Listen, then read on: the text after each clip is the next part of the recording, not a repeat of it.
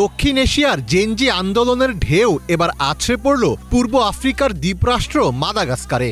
বিক্ষোভের মুখে দেশ ছেড়ে পালিয়ে গেলেন দেশটির প্রেসিডেন্ট আন্দ্রি রাজোয়েলিনা।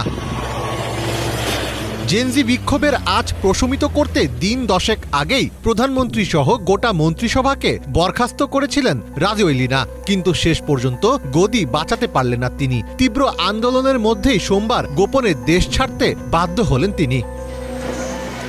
2014 সালে ফরাসি নাগরিকত্ব পাওয়া রাজোয়েলিনাকে ফ্রান্সের প্রেসিডেন্ট ইমানুয়েল মাখোর সঙ্গে একটি বিশেষ চুক্তির আওতায় ফরাসি সামরিক বিমানে করে দেশ থেকে সরিয়ে নেওয়া হয়েছে। 13 অক্টোবর ব্রিটিশ বার্তা সংস্থা রয়টার্সের এক প্রতিবেদনে এই তথ্য জানানো হয়েছে। প্রেসিডেন্টের দেশত্যাগের বিষয়টি রয়টার্সকে নিশ্চিত করেছেন দেশটির বিরোধী নেতা সিতেনি রাজরিয়ানা।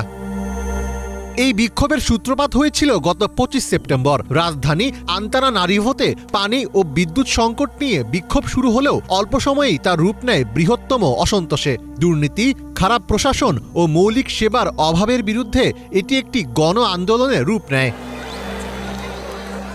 গত 2 সপ্তাহ ধরে দেশটিতে দুর্নীতি, দারিদ্র্য এবং সরকারের ব্যর্থতার বিরুদ্ধে হাজারো তরুণের বিক্ষোভ চলছিল। এ সময় সেনাবাহিনীর একটি গুরুত্বপূর্ণ ইউনিট প্রেসিডেন্টের বিরোধিতা করে বিক্ষোভকারীদের পক্ষে দাঁড়ায়, ফলে রাজোয়েলিনা সম্পূর্ণ জনবিচ্ছিন্ন হয়ে পড়েন।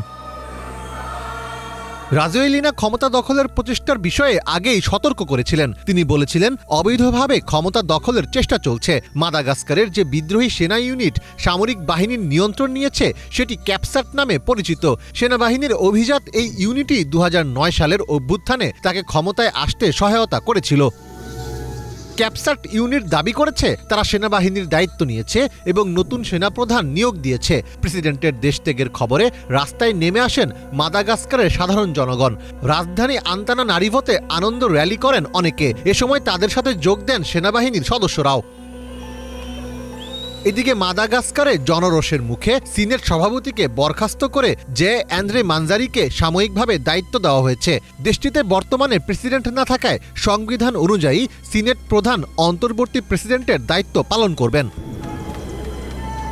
প্রায় 3 কোটি জনসংখ্যার দেশ মাদাগাস্কারের 3/4 মানুষই দারিদ্র্যসীমার নিচে বাস করেন। 1960 সালে স্বাধীনতা লাভ করলেও 1992 সাল থেকে মাদাগাস্কার সাংবিধানিক গণতান্ত্রিক দেশ হিসেবে পরিচালিত হচ্ছে।